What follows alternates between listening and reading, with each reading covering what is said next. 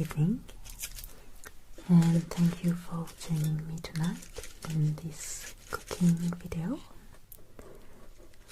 I love cooking. I cook almost every day, and I've been well taught by my paternal grandmother, who was the best cook I've ever known. So tonight I thought I would share with you some of the hacks I've been learning over the years. Of course, we all have different ways of doing things. What I'm going to show you are things which work for me, but of course feel free to share your own tips in the comments. Let's get started. I'm going to show you a few tricks and at the end use all the ingredients to cook a delicious dinner. The first hack is about one of my favorite fruits, avocado. For years I've struggled removing the pit and cutting the fruit, but there is actually a quite simple way to do it. This is something I learned from a YouTube channel that I really like called Pick Up Limes. I will leave the link down below.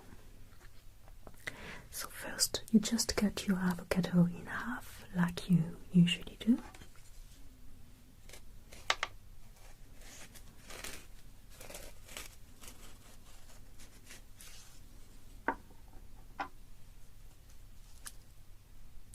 And here's your pit.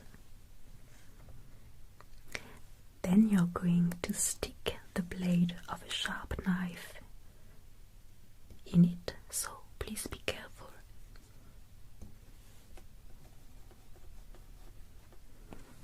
And just twist it. And here's your pit.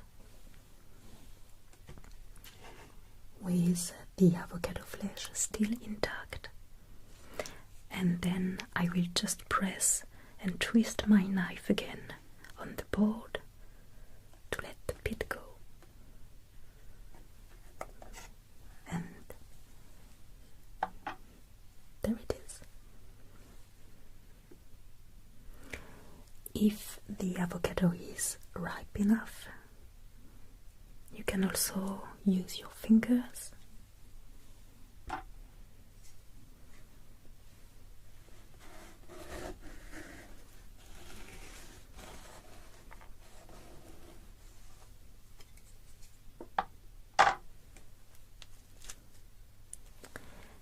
And push it from the outside, which is a safer way.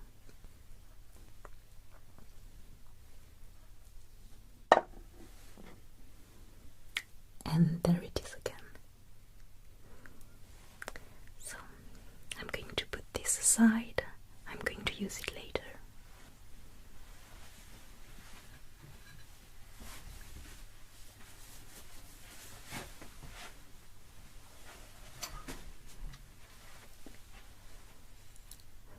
Now what I used to do to remove the avocado flesh from the peel was use a spoon, but now I find much easier to slice it directly in the peel. Being careful again to not pierce it with the point of the knife.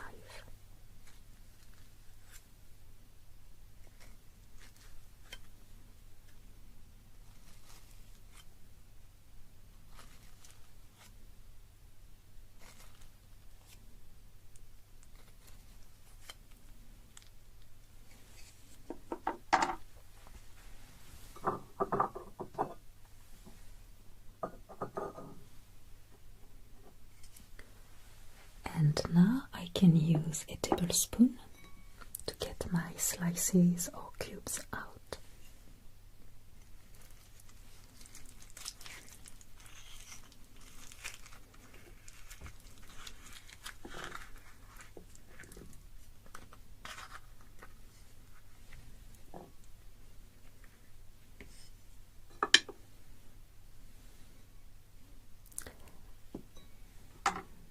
Others.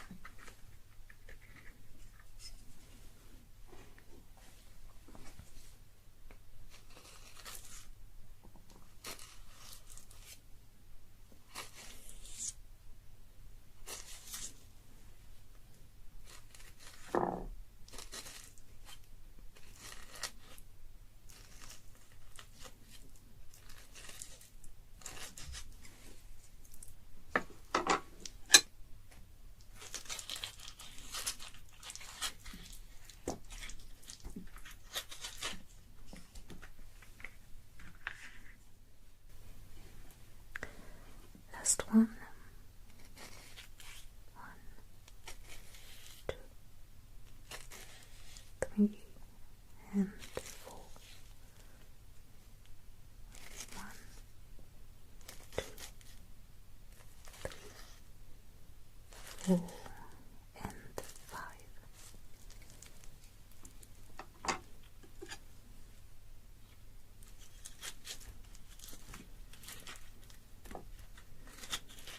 And it's ready for most recipes, which include avocado.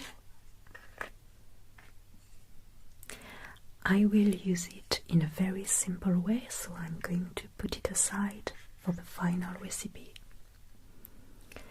And to prevent it from oxidizing and turning black, I'm going to drizzle it with a bit of lemon juice.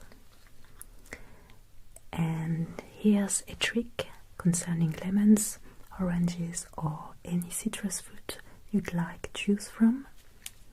You can just roll it firmly a little on your countertop or board.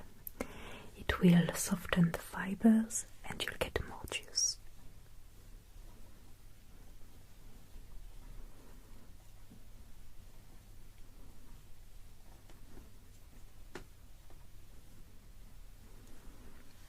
Here we go.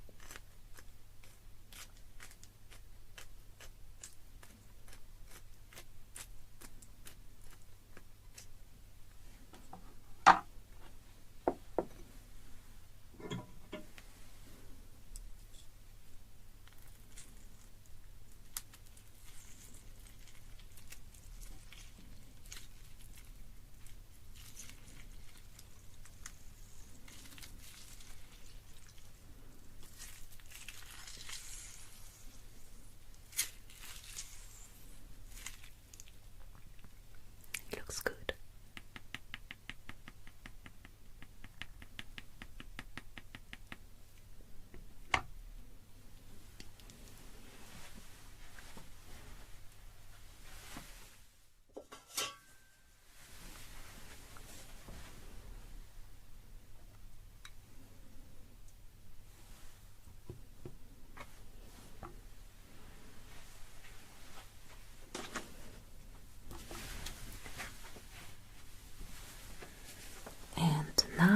What could you do with your avocado pit?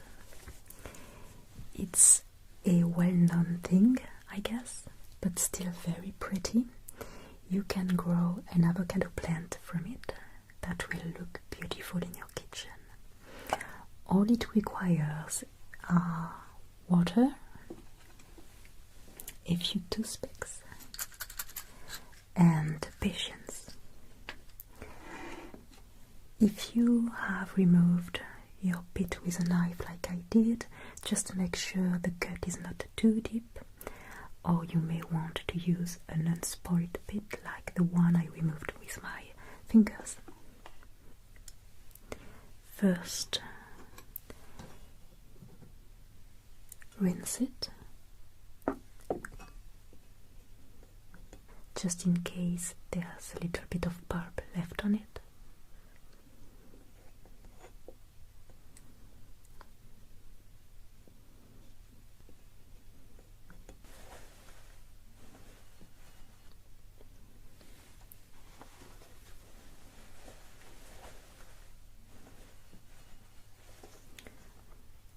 Now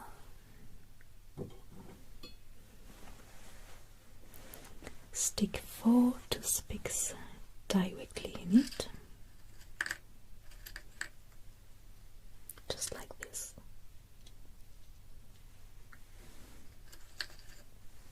It's quite easy. 2,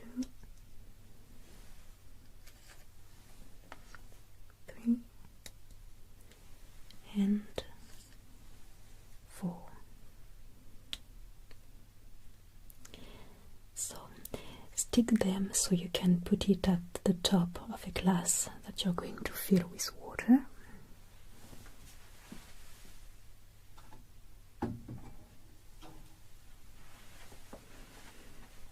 The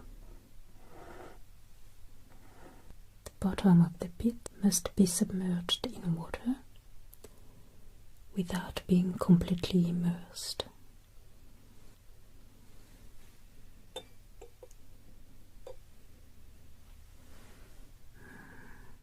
Not enough.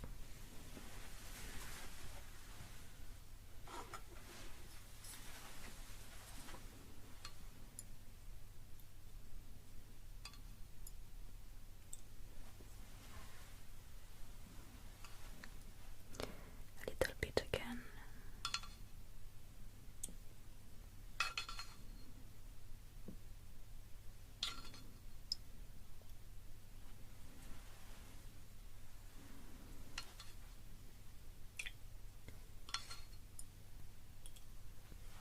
Perfect.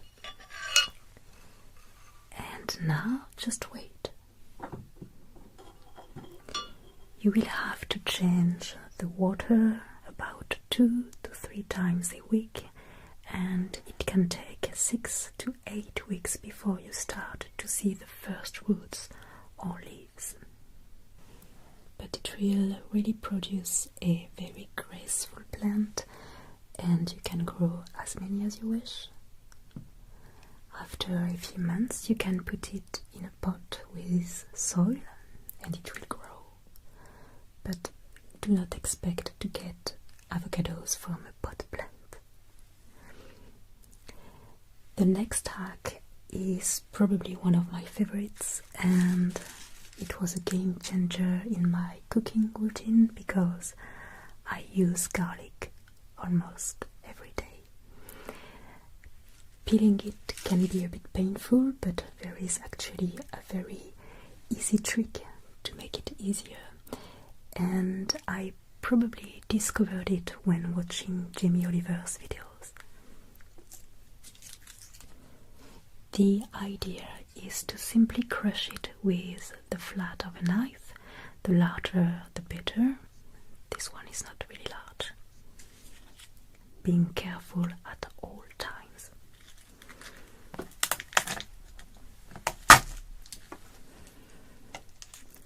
And there you can see that most of the peel is already coming off. What I usually do then is cut the bottom of the clove and the peel goes with it. Nice and easy. Another one.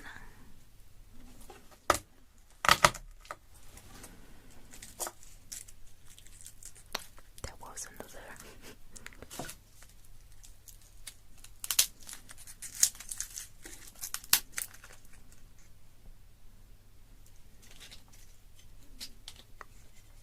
And now I can just cut my crushed garlic cloves the way I want. Here I'm going to make thin slices.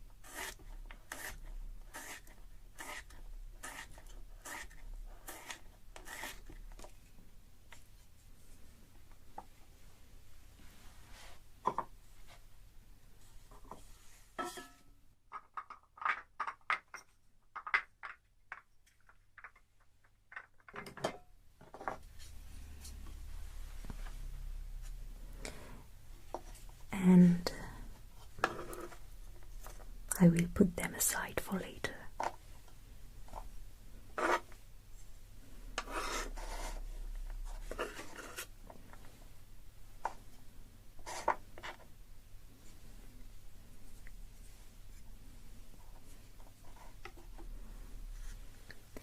And here's another trick.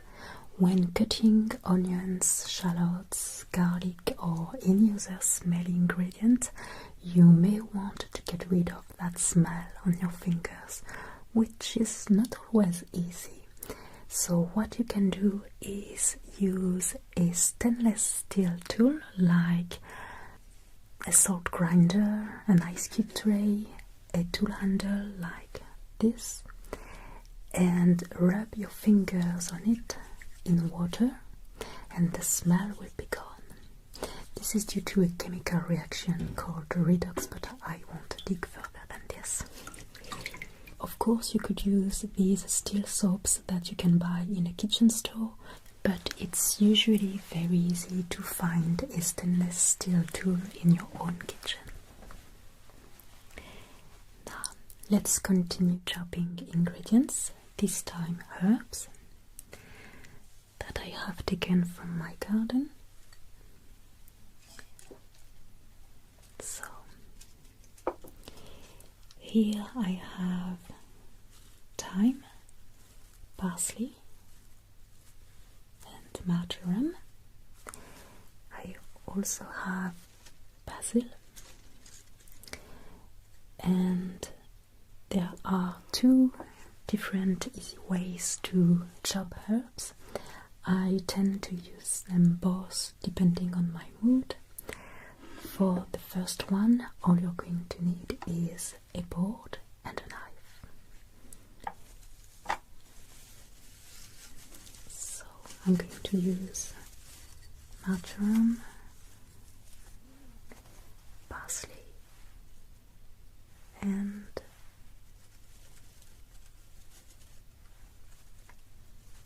a bit of basil as well.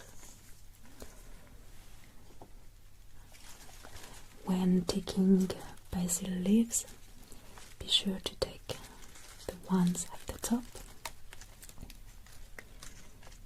It will encourage the plant to grow new stems and leaves, especially at the base.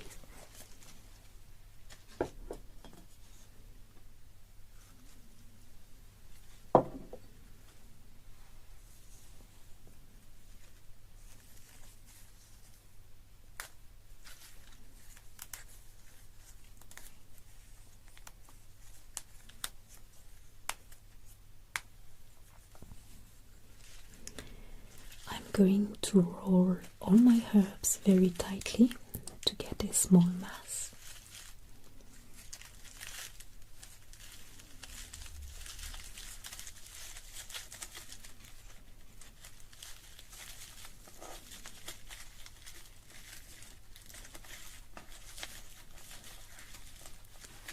And now I can slide them in one way.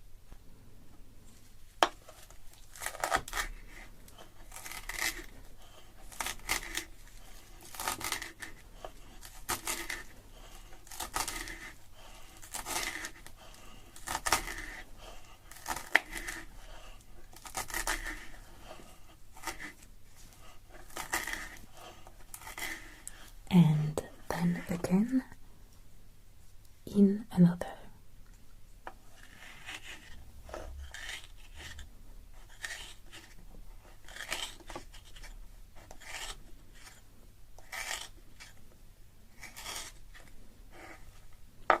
And that's it.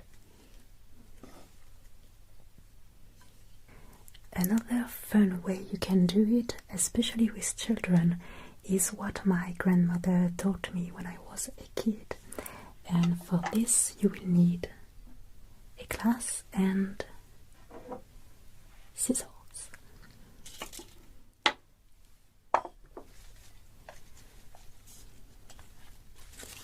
So just put your herbs in the glass.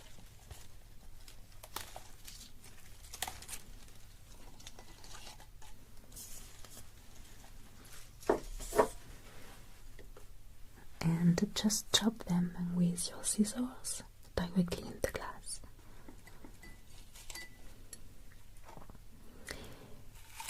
It's completely safe for your fingers,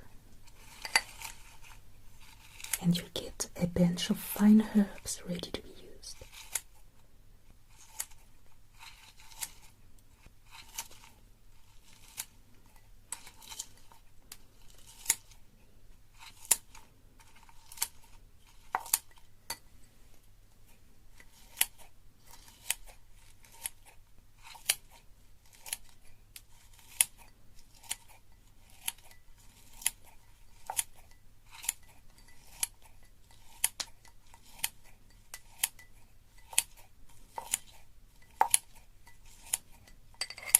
And if you've ever chopped too many fresh herbs and don't know what to do with them, you can easily preserve them with this nice tip. Take an ice cube tray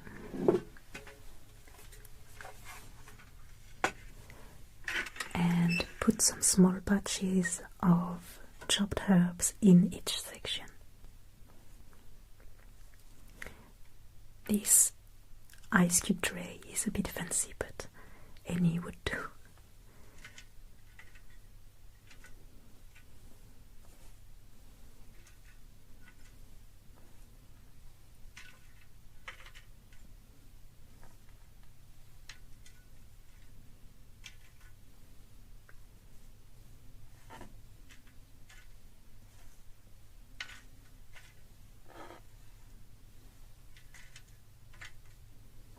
Then add a bit of olive oil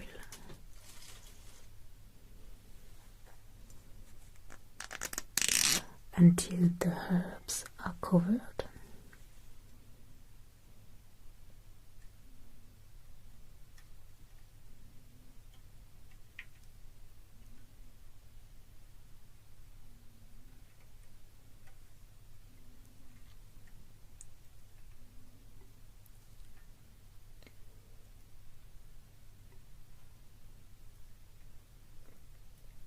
And simply put it in your freezer.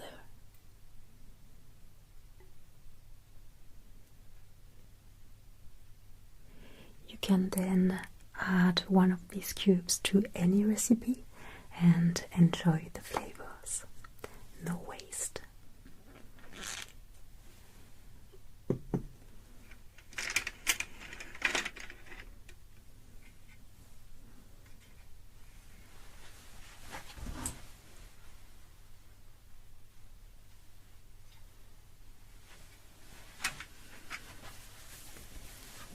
And finally, once you've cut, sliced, chopped many ingredients on your board, you might want to give it a good clean.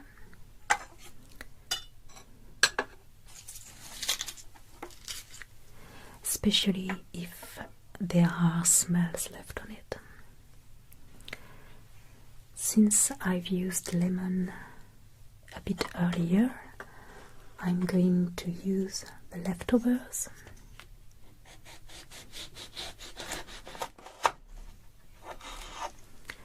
and rub it on my board.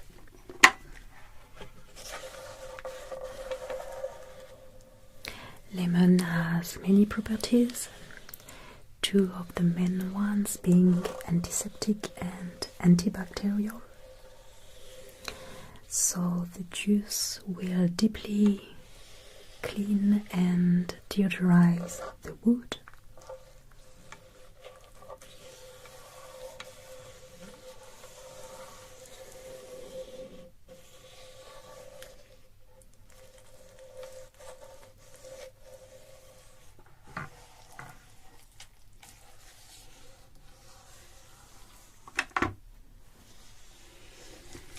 You just have to let it sit for about 15 minutes and then give it a good rinse under clear water.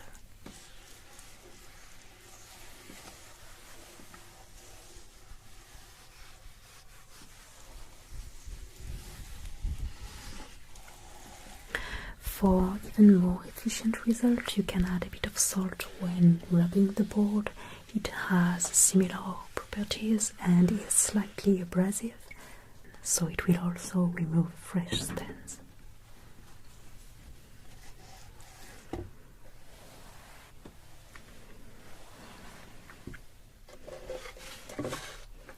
And now I have a clean board and I'm ready to cook this evening's meal, which is a dish of Hasselback potatoes.